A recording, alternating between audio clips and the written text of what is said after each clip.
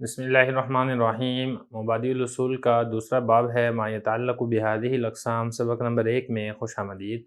آج کے سبق کے اندر ہم مبحث الامر والنہی پڑھیں گے۔ عبارت دیکھ لیں۔ وبعد الفراغ من الاقسام العشرین نذکر شیئا من متعلقاتها ومن الخاص الامر والنہی فالامر لغة قول القائل لغیرہ علی سبیل الاستعلاء افعل، واصطلاحا الزام الفعل علی الغیر كقوله تعالی واقیموا الصلاة وآتوا الزکاة، وحکمہ موجب الامر المطلق الوجوب الا اذا قام الدلیل على خلافه، والنہی لغة قول القائل لغیرہ علی سبیل الاستعلاء لا تفعل، واصطلاحا الزام ترک الفعل علی الغیر كقوله تعالی ولا تقربوا الزنا، حکمہ موجب النہی المطلق وجوب الامتناع الا اذا قام الدلیل علی خلافه۔ ترجمہ دیکھ لیں۔ 20 اقسام سے فارغ ہونے کے بعد ہم اس کے متعلقات میں سے کچھ ذکر کریں گے، اور خاص کے متعلقات میں سے امر اور نہیں ہے۔ امر لغت کے اعتبار سے کہنے والے کا کہنا ہے دوسرے کو بلندی کے طریقے پر افعل، اور اصطلاحی معنی کے اعتبار سے دوسرے پر فعل کو لازم کرنا ہے، جیسے کہ اللہ تعالیٰ کا فرمان ہے واقیموا الصلاۃ وآتوا الزکاۃ۔ امر کا حکم، امر مطلق کا موجب وجوب ہے مگر یہ کہ دلیل قائم ہو جائے اس کے برعکس پر۔ نہیں لغت کے اعتبار سے کہنے والے کا دوسرے کو کہنا ہے علی سبیل الاستعلاء، بلندی کے طریقے پر لا تفعل، اور اصطلاحی معنی یہ ہے ترک فعل کو لازم کرنا ہے دوسرے پر، جیسے کہ اللہ تعالیٰ کا فرمان ہے ولا تقربوا الزنا۔ نہیں کا حکم، نہیں مطلق کا موجب بچنے کا واجب ہونا ہے مگر یہ کہ دلیل قائم ہو جائے اس کے برعکس پر۔ عبارت ہو چکی ہے، ترجمہ ہو چکا ہے، اب چلتے ہیں اس کی تشریح کی طرف۔ یہاں سے دوسرا باب شروع ہو رہا ہے ما یتعلق بہذہ الاقسام۔ دیکھیں اس سے پہلے والا جو ہم نے باب پڑھا ہے اس میں ہم نے کتاب اللہ اور سنت رسول صلی اللہ علیہ وسلم کے 20 اقسام، ان کی تعریف، ان کی مثالیں مکمل تفصیل سے ہم پڑھ چکے ہیں۔ اب ان کو ختم کرنے کے بعد اس کے جو متعلقات ہیں اس کا جو تذکرہ ہے وہ ہم انشاءاللہ اس باب کے اندر کریں گے۔ یہ پہلا سبق ہے، اس سبق کا تعلق ہے امر اور نہیں کے ساتھ۔ لیکن خاص کے اقسام میں سے ایک امر بھی ہے اور نہیں بھی ہے۔ امر اور نہیں کے صیغے خاص ہیں، ان کا معنی ایک خاص معنی ہے، مطلوب معنی ہے کہ امر ہے، امر کے اندر طلب فعل ہے، اور نہیں ہے تو نہیں کے اندر طلب ترک فعل ہے، لہذا یہ دونوں خاص کی اقسام میں سے ہیں۔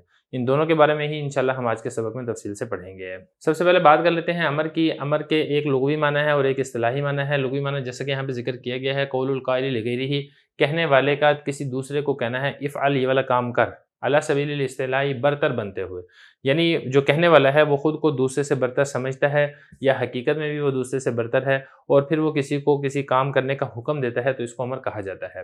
اس کا لغوی معنی ہے، اور اس کا اصطلاحی معنی یہ ہے کہ دوسرے پر کام کو لازم کرنا، یعنی ایک جزم کے ساتھ اور ایک ٹھوس اور ایک پورے وثوق کے ساتھ کسی سے کام کا مطالبہ کیجئے کہ آپ یہ والا کام کریں، تو اس کو امر کہا جاتا ہے۔ اس کی مثال جیسا کہ قرآن مجید میں اللہ رب العزت ارشاد فرماتے ہیں وَأَقِیمُوا الصَّلَاةَ وَآتُوا الزَّکَاةَ، نمازوں کو قائم کرو، زکوٰۃ کو ادا کرو۔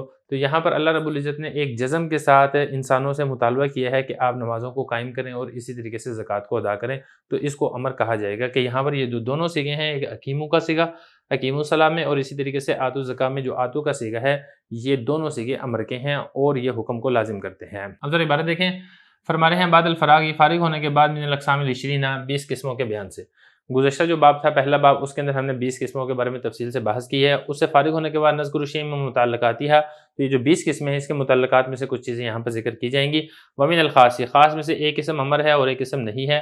امر کا لغوی معنی یہ ہے قول القائل، کہنے والے کا کہنا ہے، لغیرہ، اپنے علاوہ سے، علی سبیل الاستعلاء، برتر ہونے کے طریقے پر، بلندی کے طریقے پر، یعنی اپنے آپ کو دوسرے سے برتر سمجھتے ہوئے دوسرے سے کسی کام کا مطالبہ کر رہا ہے۔ افعل، افعل مطلب یہ کہ تم یہ والا کام کرو۔ واصطلاحاً، اور اس کی اصطلاحی تعریف یہ ہے الزام الفعل علی الغیر، فعل کو لازم کرنا ہے دوسرے کے اوپر، یعنی دوسرے کے اوپر آپ فعل کو لازم کریں کہ آپ یہ والا کام کریں، اور آپ بڑے پکے اور وثوق کے ساتھ اس کام کے کرنے کا مطالبہ کریں، اور اگر وہ نہیں کرتا تو آپ اس کو سزا بھی دیں، جیسے کہ اللہ تعالیٰ کا فرمان ہے واقیموا الصلاۃ وآتوا الزکاۃ، وحکمہ، اس کا حکم سمجھ لیں امر مطلق۔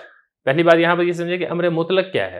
امر مطلق کا یہ ہے کہ جس کے اندر وجوب یا عدم وجوب کا کوئی قرینہ نہ ہو، دونوں قسم کے قرینوں سے جو خالی امر ہوگا اس کو کہا جائے گا امر مطلق۔ امر مطلق کا مقتضا کیا ہے؟ وہ ہے وجوب، یعنی امر مطلق وجوب کا تقاضا کرتا ہے۔ البتہ اگر کوئی قرینہ ایسا پایا جائے جو اس کے برخلاف ہو، یعنی جس سے یہ والی بات معلوم ہو رہی ہو کہ یہ جو حکم ہے یہ وجوب والے معنی کے اندر نہیں ہے بلکہ اباحت والے معنی کے اندر ہے، یا اسی طریقے سے استحباب والے معنی کے اندر ہے، اللہ رب العزت یا اسی طریقے سے شارع ہے یا کوئی اور بھی ہے، وہ اگر کسی کام کو کرنے کا حکم دے رہے ہیں تو وہ وجوب والے معنی کے اندر استعمال نہیں کریں، کوئی ایسا قرینہ پایا جاتا ہے تو پھر اس صورت کے اندر امر کا جو حکم ہے وہ وجوب نہیں ہوگا، تو پھر اس صورت کے اندر وہی حکم ہوگا جو امر کا مقتضا ہوگا، یعنی سیاق و سباق دیکھ کے، قرینہ دیکھ کے آپ اسے اندازہ لگا لیں گے، پتہ چلا لیں گے کہ یہاں پر امر کس معنی کے اندر استعمال ہو رہا ہے۔ اور اگر امر مطلق ہے، یعنی اس میں کسی قسم کا قرینہ نہیں پایا جا رہا ہے اور نہ تو اس میں وجوب کا قرینہ ہے نہ اس میں عدم وجوب کا قرینہ ہے، تو پھر اس صورت کے اندر امر جو ہے وہ تقاضا کرتا ہے وجوب کا، یعنی اگر کسی نے کوئی امر کا صیغہ استعمال کیا ہے تو وہ آپ کے اوپر لازم کر رہا ہے کہ آپ وہ والا کام کریں۔ تو یہ فرما رہے ہیں وحکمہ، اس کا حکم، یعنی امر کا حکم یہ ہے امر مطلق کا موجب۔ امر مطلق میں نے آپ کو بتا دیا ہے جو وجوب یا عدم وجوب کے قرینے سے خالی ہو، کیا اس کا موجب وہ ہے وجوب، یعنی واجب کرنا۔ الا اذا قامت دلیل علی خلافی، مگر یہ کہ کوئی دلیل قائم ہو جائے علی خلافی، اس کے برعکس پر، یعنی کوئی ایسا قرینہ پایا جا رہا ہے، کوئی دلیل پائی جا رہی ہے جس سے والی بات معلوم ہو جائے کہ یہاں پر وجوب والا معنی نہیں ہے، تو پھر جو دلیل پائی جائے گی اسی کے مطابق امر کا معنی لے لیا جائے گا۔ امر کے بعد آگے دیکھیں والنہی لغتاً، یہاں سے نہیں کے بارے میں بتا رہے ہیں۔ نہیں کا لغوی معنی ہے اور ایک اصطلاحی معنی ہے۔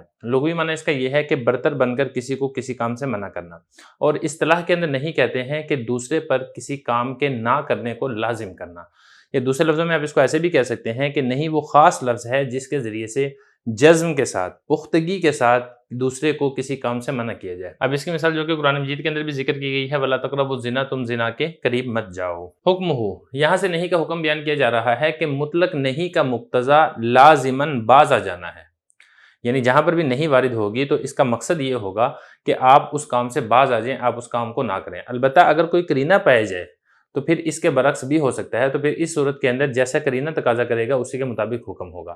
مطلب کہنے کا یہ ہے کہ نہیں کا جو اصل حکم ہے وہ حرمت کا ہے، لیکن اگر کوئی قرینہ پایا جائے گا تو پھر وہاں پر حرمت یعنی حرام ہونے کے معنی کے اندر نہیں ہوگا، لیکن کراہت کے معنی کے اندر بہرحال ضرور ہوگا کہ یہاں پر جو نہیں وارد ہوئی ہے اگر آپ یہ والا کام کریں گے تو حرام اگرچہ نہ ہو لیکن یہ کراہت ضرور پائی جائے گی، لیکن یہ اس وقت ہے جب وہاں پر کوئی قرینہ پایا جائے، اور اگر نہیں مطلق ہو یعنی کسی قسم کے قرینے سے خالی ہو تو پھر اس صورت کے اندر نہیں کا مطلب یہ ہوگا کہ لازماً آپ باز آ جائیں۔ اگر آپ یہ والا کام کریں گے تو آپ حرام کے مرتکب ہوں گے اور اللہ تعالیٰ کا آپ کے اوپر ناراضگی اور آپ پر غضب نازل ہوگا۔ ذرا عبارت دیکھیں، فرما رہے ہیں والنہی لغتاً، نہیں کا لغوی معنی یہ ہے قول القائل لغیرہ، کہنے والے کا دوسرے کو کہنا، یعنی اپنے غیر کو کہنا، علی سبیل الاستعلاء، اوپر اور برتر ہونے کے طریقے پر، یعنی کہنے والا جو ہے وہ جس کو کہہ رہا ہے اس سے برتر ہے، اس سے فوقیت رکھتا ہے۔